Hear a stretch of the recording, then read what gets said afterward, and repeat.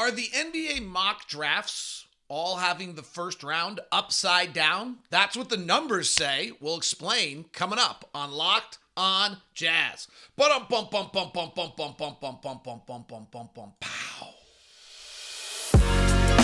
You are Locked on Jazz, your daily podcast on the Utah Jazz.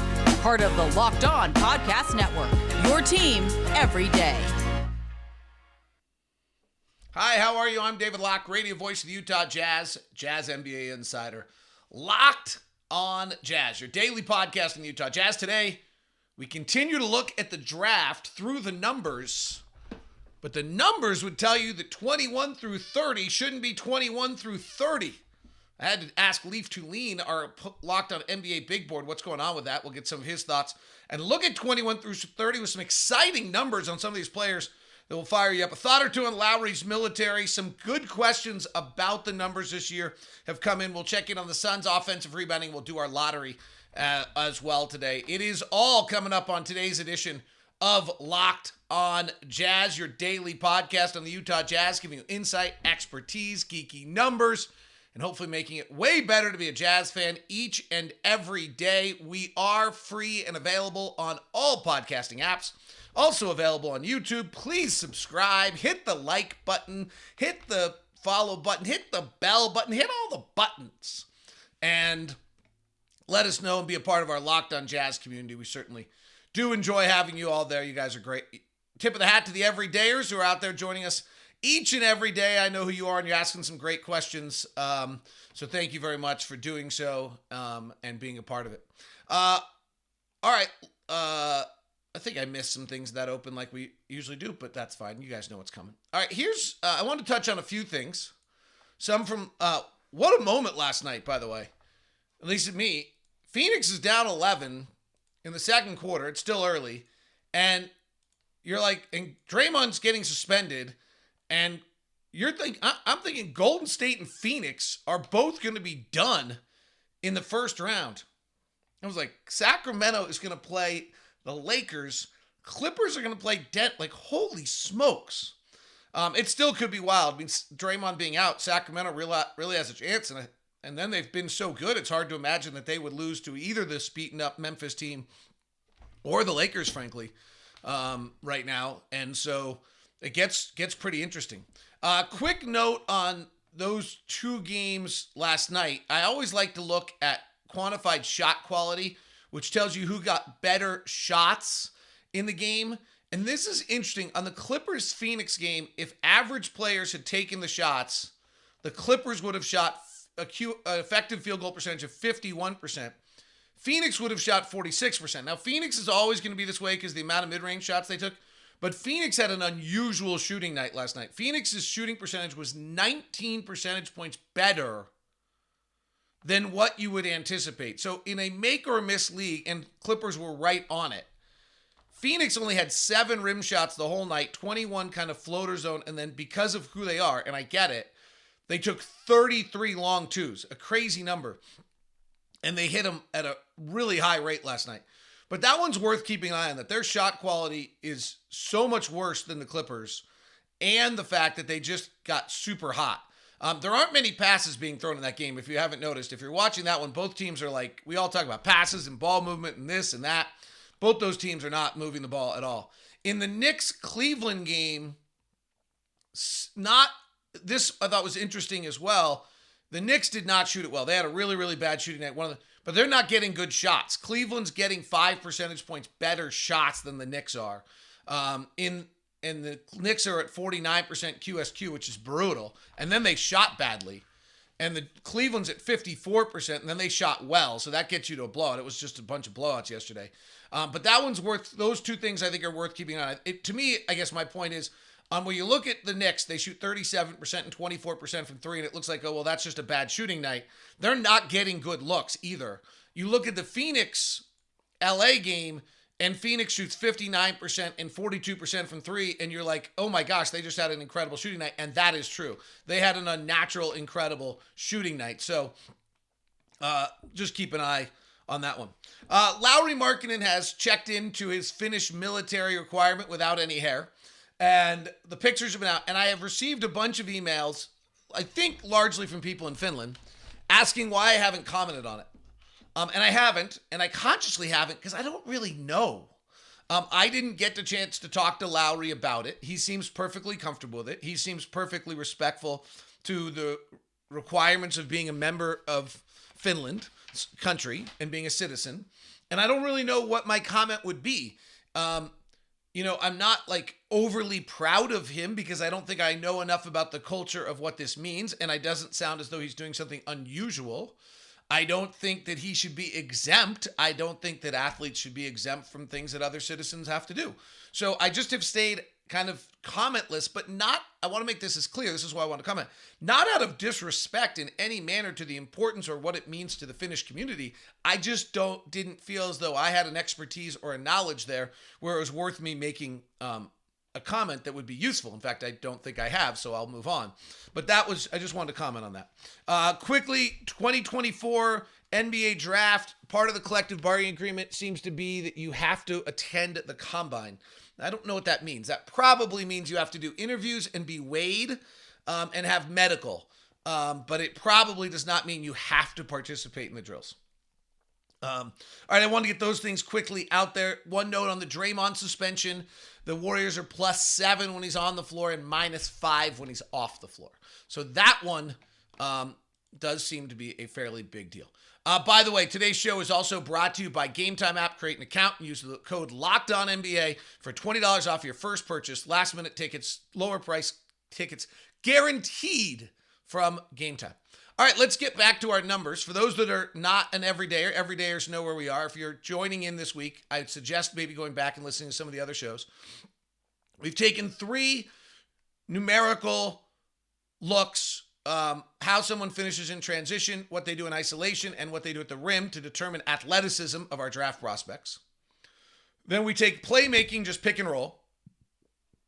We take shooting, spot up percentage, catch and shoot, and unguarded catch and shoot. Unguarded catch and shoot is something I've always done, but it's funky. Like some of the best guys aren't very good at unguarded catch and shoot. Some of the worst are good. And it obviously a release time issue and some things like that. I'm not honestly sure how great a number unguarded catch and shoot is, but we do keep it and look at it and just try to keep an eye on it. And then finally is the ability to create for yourself, which is dribble off, jumper off dribble penetration. Quick summary. If you're joining us so far, through the first 20 picks, Brandon Miller peaked out in the top 10. Grady Dick peaked out for Kansas. Bryce Sensbaugh out of Ohio State, a 6'6", 235-pound powerhouse, did. And then Jordan Hawkins and Taylor Hendricks had what we call light green. Our reds so far have been Nick Smith Jr., Jalen Hood-Schifino from Indiana as well. However, the overall take so far has been that the numbers are really bad. That we have a bunch of players, as we talked about on yesterday's show, about under threshold. And what I mean by under threshold is I've gone back over the years, and I'll continue to do this weekend, hopefully have it done by Monday, maybe even by tomorrow or Friday, where I've gone back over the years and found players that whose transition percentile is below 30% or 20 percentile. And they haven't had great success. Well, Keontae George has that, Nick Smith has that, Jalen Hood-Schifino has that right now. Those are all kind of alarming numbers. Anthony Black's in just 5th percentile of all isolation players. We have some shooting numbers that are Anthony Black shooting numbers, Jalen Hood-Schifino's shooting numbers, Julian Phillips shooting numbers are all a little scary. They're below 35 percentile in spot up. Most players we've had on that have never developed to shoot. So we've looked at one of the questions that came from a few everydayers was whether or not this is the case because the college class is older. I think it's a really, really good question.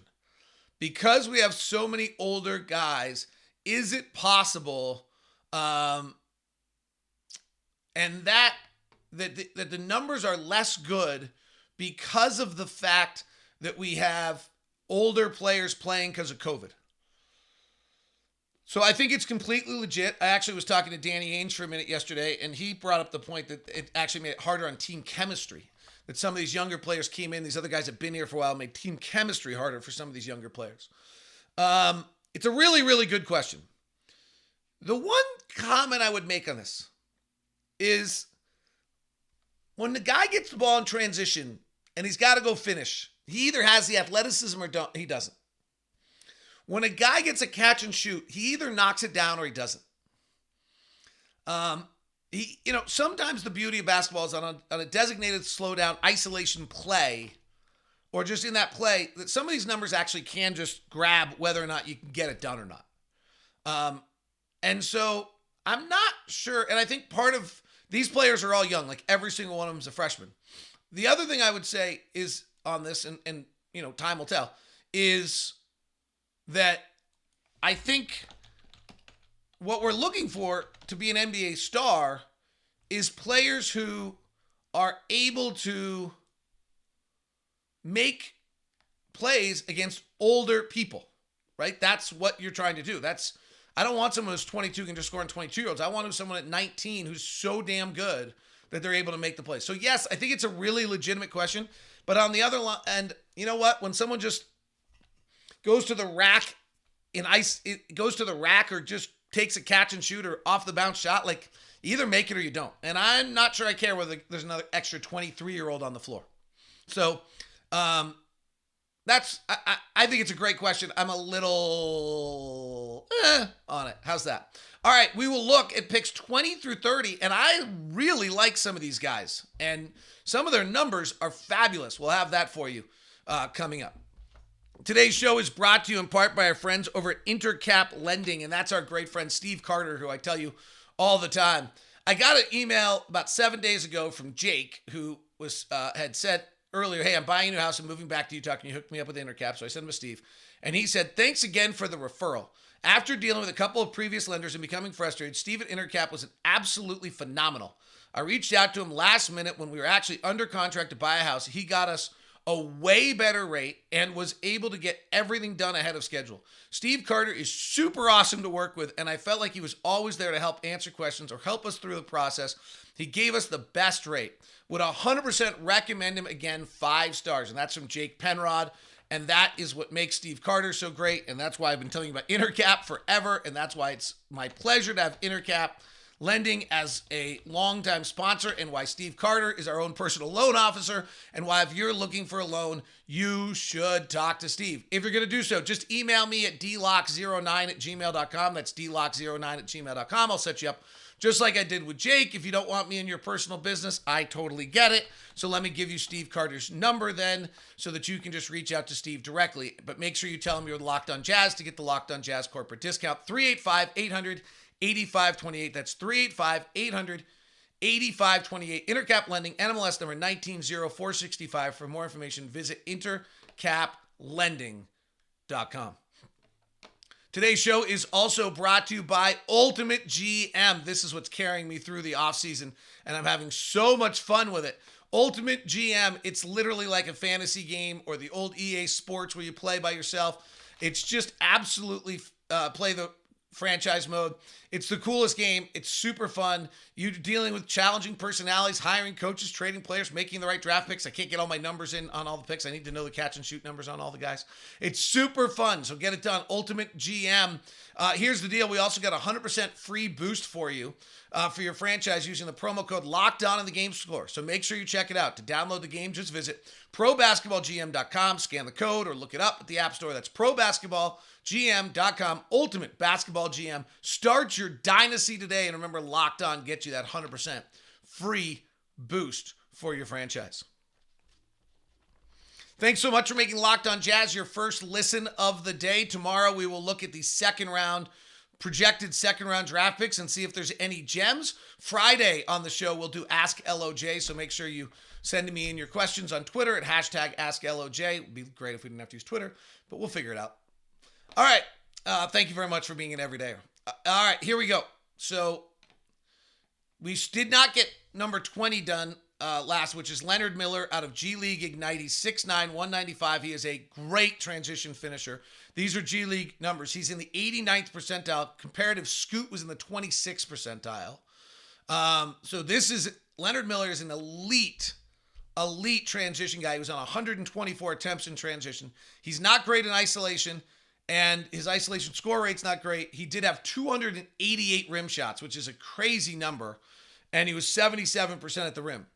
What else does Leonard Miller do? Well, he ran 37 pick and rolls to not much avail.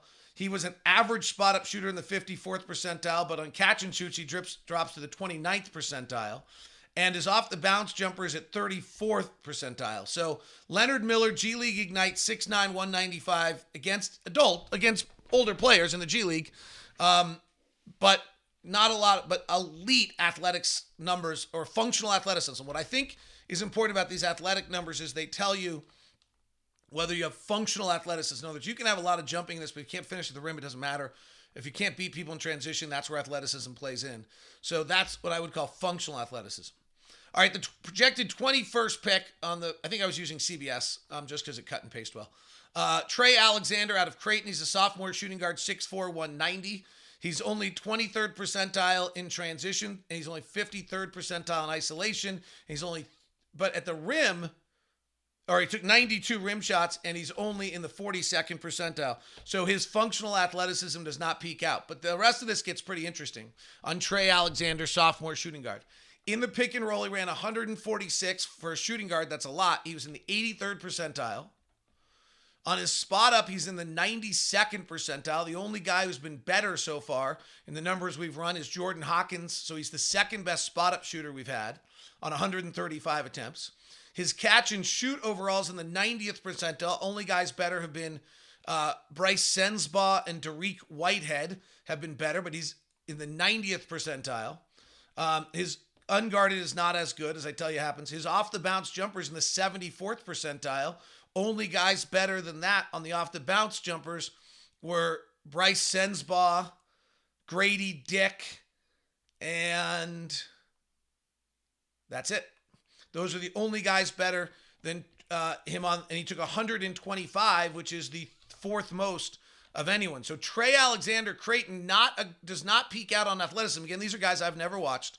But all the shooting numbers are good, and the pick and roll numbers are really, really good. When I was done with this, I ended up sending a text over to Leaf Tulane, who, by the way, will be filling in for me when I take a bunch of vacations coming up here. And so, what's going on with these guys? On Alexander, he said he's a mid-range assassin. Cousins with Conley is a bit small for a true two guard, but can shoot and competes okay on D. And he actually said he likes him. So that's an interesting name, kind of, that this is discovered, Trey Alexander. Ryan Rupert, point guard out of France, 6'6", 192. He just announced he was coming out, and his numbers are a little different. I think he just announced he actually is coming out to the draft. These are his numbers from Europe, same as Wembanyama, so that much harder competition. Transition percentile, 37%. Pick and roll, 46 percentile. Shooting, 14th percentile, so definitely below the threshold of shooting numbers there that we've have not had anybody at this level become a really good shooter. Tyrese Maxey might be the one exception. Overall catch and shoot, 20th percentile. This is Ryan Rupert out of France. 13th percentile on unguarded and 10th percentile on jumper off percentile. 7 of 36 shooting on off the bounce shots. 9 of 34 on unguarded catch and shoots. 14 of 52, so pretty ugly on the shooting end. Here's Jet Howard. Juwan Howard's son, freshman shooting guard, 6'8", 215. Transition percentile, 80th percentile, pretty good, in only 40 attempts, so that's not a lot. 21 isolations. There just aren't that many isolations in college. Like Brandon Miller had 56, which is the most. Victor had 53 in Europe, but there aren't that many guys over 20, so it's decent amount. 68 percentile, pretty good. Isolation scoring percentage, 43 percentile, meaning on his isolations, he actually scores a great deal out of it. Only 46 rim shots and only 39% from the rim. So the early take here, not a lot of transition, not a lot of rim shots. Question whether or not, he's creating athleticism, but seems to be getting it done. Pick and roll. He actually at 6'8", 215 ran 83 pick and rolls, which is really interesting to me. 55th percentile, so nothing to wow you. Spot up shooting, 86th percentile. So only, we just ran through it. Only a few guys are better. Trey Alexander, we just mentioned. Jordan Hawkins is better.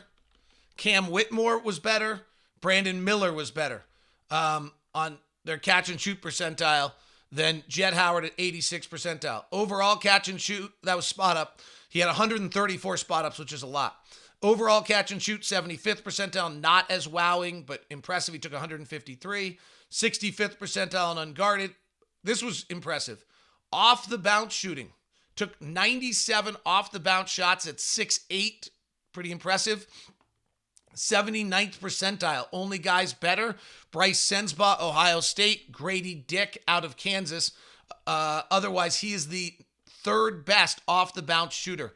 Pretty interesting numbers. I mean, these numbers, this is why I asked it when the thing started, these numbers on Trey Alexander and Jet Howard, and even the athleticism on Leonard Miller are basically better than most of the numbers we saw on the top guys. They're better than Keontae George numbers. They're better than Cason Wallace numbers. They're close to better than Cam Whitmore numbers. They're better than Nick Smith numbers. They're better than Anthony Black numbers. They're better than Chris Murray numbers. So it's interesting to see. This is where I asked the question, is the draft upside down a little bit? Center Derek Lively out of Duke. We'll do this one quickly because we're not that interested in centers. 7'1". He's a great transition guy. Only 15 in transition attempts, though. Super rim finisher, 98th percentile with 93 rim finishes. Great pick and roll guy who finished and just not a good shooter.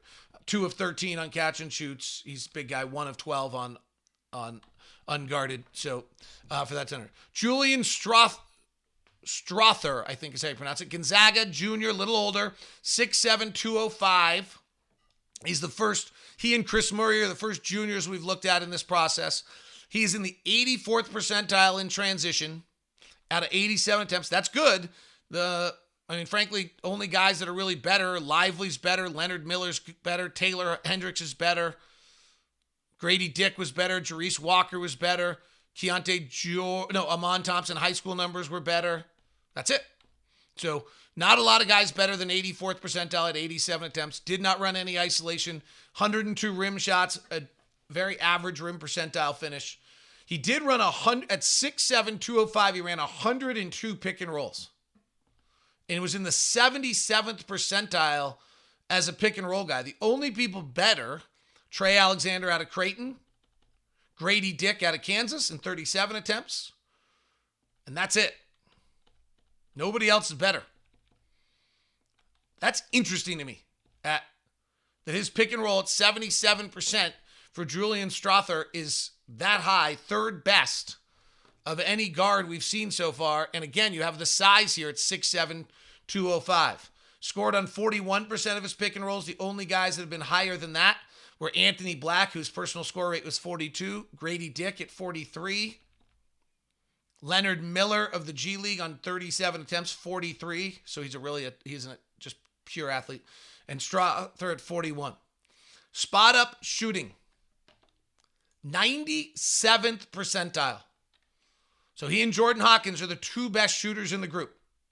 On 117 attempts, Hawkins had 114. Catch and shoot percentile, 93. This is Julian Strother out of Gonzaga. 93rd percentile. Only guys better, Bryce Sensbaugh in the 95th percentile. Dariq Whitehead in the 94th percentile. Nobody in the top projected 15 is anywhere near the shooter this is right here so far. Unguarded catch and shoot, as often happens, is a little lower. And then you get to his off the bounce game, it's 71%. That's not bad. On 43 attempts, 71% leaves you better guys are Jet Howard, Trey Alexander again, Bryce Sensbaugh again, Grady Dick, Cason Wallace, and Keontae George are both better. Keontae George, 72% off the bounce on 146 attempts. Keontae George's numbers are super interesting because his athleticism was so bad. So that's Julian Strother. He's a junior, he's a little older. You got to look into that. Again, I think I asked Leaf about this. He said people are skeptical because he's a super low release and an upperclassman. So that I think is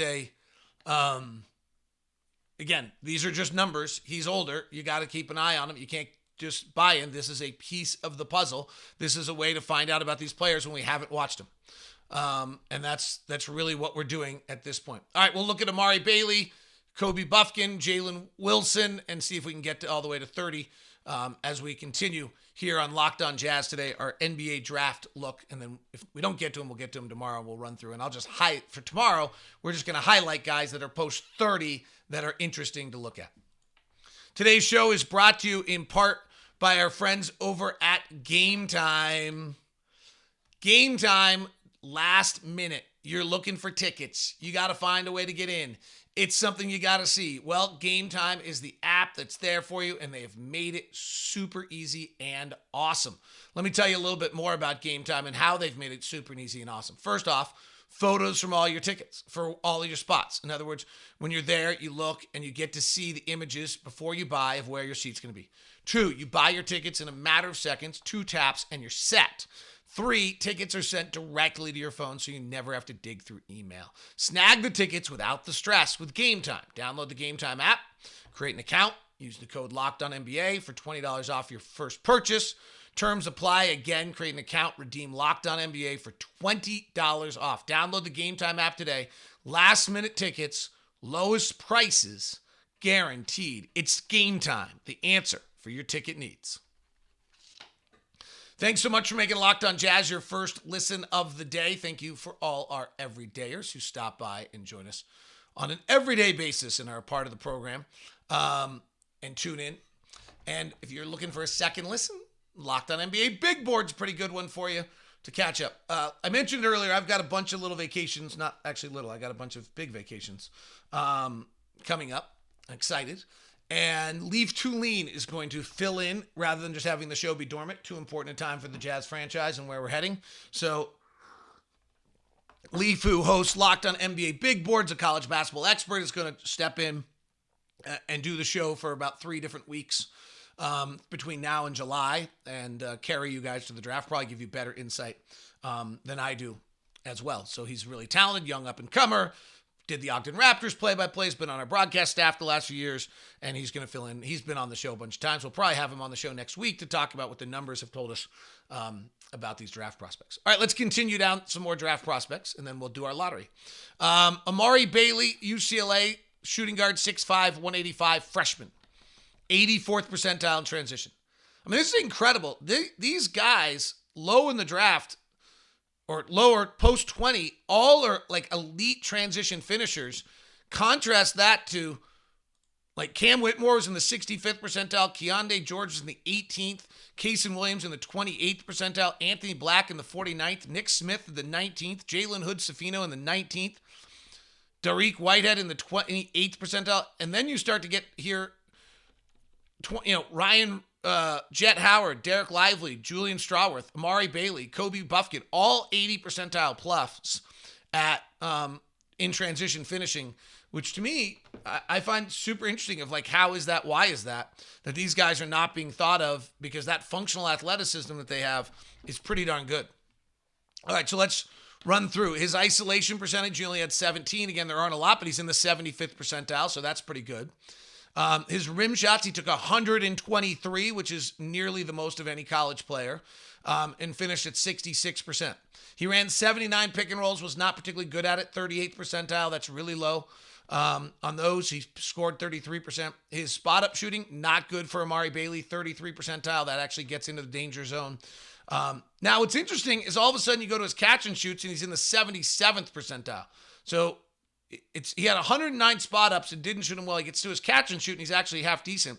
Get into his unguarded catch and shoot, and he's brilliant. He was 16 of 31. So I'm a little flummoxed there on Bailey, and that's someone you definitely have to watch. And his dribble off the bounce, which he took a lot of at 82%, was pretty good at 58%. So again, that's a pretty well-rounded, like the early number of poor shooting on his spot ups. I almost wonder if it's a typo. I'll have to double check tonight. And then secondarily, I just am not that worried about it when the other shooting numbers look that good. Then you add in the fact that he was pretty good athletically and that he ran pick and roll. 79 was a lot, not to a lot of avail. Tells me he's got some skills at 6'5", 185. Interesting player. Kobe Buffkin, Michigan. I kind of like, let's use our 27th pick on one of these guys, and let's use our 16th pick on one of these guys. Kobe Buffkin, sophomore out of Michigan, 6'4", 195. 81st percentile in transition. There it is again, 68. 84th percentile in isolation. Only 17 attempts, but the only guys that are better in isolation are Jalen Hood-Schifino and Cam Whitmore in 29 attempts. Okay? His rim percentile is in the 92nd percentile on 121 rim shots. That's big time. In fact, That's the best there is other than Amon Thompson's high school numbers. So playing at Michigan as a sophomore, Kobe Buffkin, 92nd percentile rim finishing.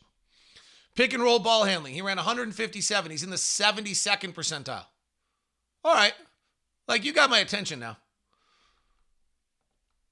What about shooting? 59th percentile in spot up, 56th percentile in catch and shoot, unguarded 42nd percentile, and off the bounce, 60th percentile. Not bad.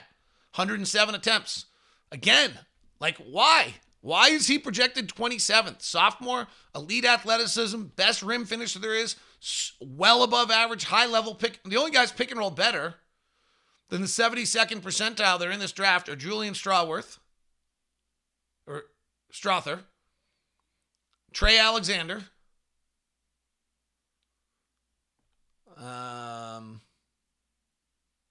77 is my number, right? Grady Dick. That's it. So at 77% on the pick and roll handling, coupled with, he's at 72%. That still doesn't put anybody else better. So kind of an interesting little mix there.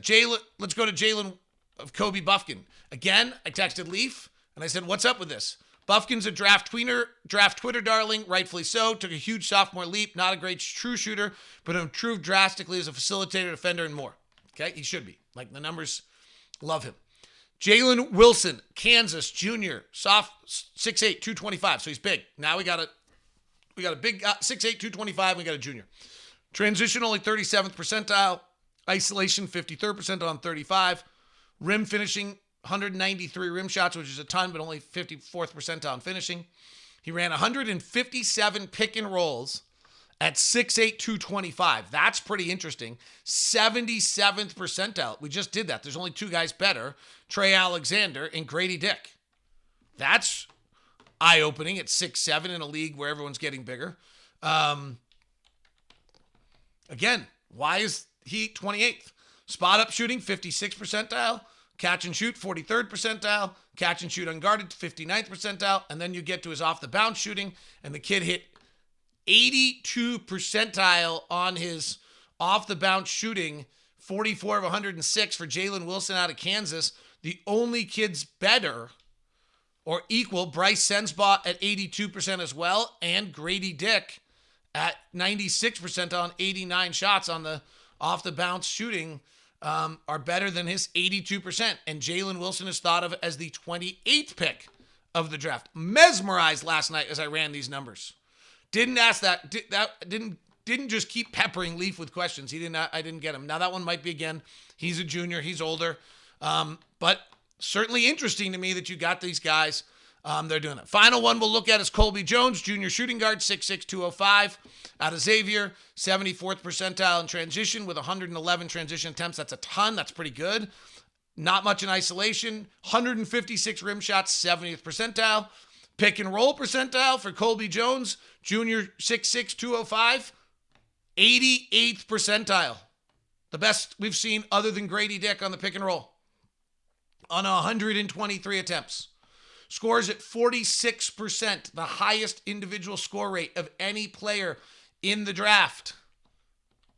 Shooting, 64th percentile on spot up. Catch and shoot, 91st percentile. Only guys better are Julian Strother, Bryce Sensbaugh, Dariq Whitehead, and that's it. On catch and shoots, 91st percentile. Unguarded, weirdly, at 42%. And off the bounce, not good. 19 of 70 on his off the bounce shooting for 34%. So he flips all the way to the other side as a junior on his off the bounce shooting. The bottom of this draft is numerically better than the top of this draft. Which is super interesting to see how this plays out. In the middle was ugly. Or actually the top I thought was ugly. Super interesting to see how this plays out. Wonder if guys are going to get hot, jet through the top of the board. We'll talk to Leaf about this probably Monday or Tuesday next week to see what's going on. All right, let's do our daily lottery to wrap it up. We haven't had luck this week yet. We're sitting at 9. We're set at 16. I don't mind 16 anymore after doing this. I don't mind 28, actually. I'm kind of worried about 9. All right, here we go. Here's our lottery. The number 1 pick of the NBA draft goes to Dame Lillard and the Portland Trail Blazers. Number 2 to the Detroit Pistons. Number 3 to the Washington Wizards. They jump 5 spots. Number 4 to the Houston Rockets, 22-60 for the 4th pick. San Antonio goes 22-60 for the 5th pick. Charlotte goes 27-55 for the 6th pick. Orlando 7th, Indiana 8, Utah holds at 9. Dallas saves their pick at 10. Chicago's pick goes to Orlando at 11, Oklahoma City, Toronto, and New Orleans. We haven't had any luck this week. That is Locked on Jazz. We'll look at second round prospects. Is there anybody in there that should jump out to us and see what they think? Or maybe I'll summon Leaf early here and try to figure out what the heck all these numbers have to say. Probably we'll do Leaf next week. Have a great one. Talk to you soon. This is Locked on Jazz, your daily podcast on the Utah Jazz, part of the Locked on Podcast Network, your team every day.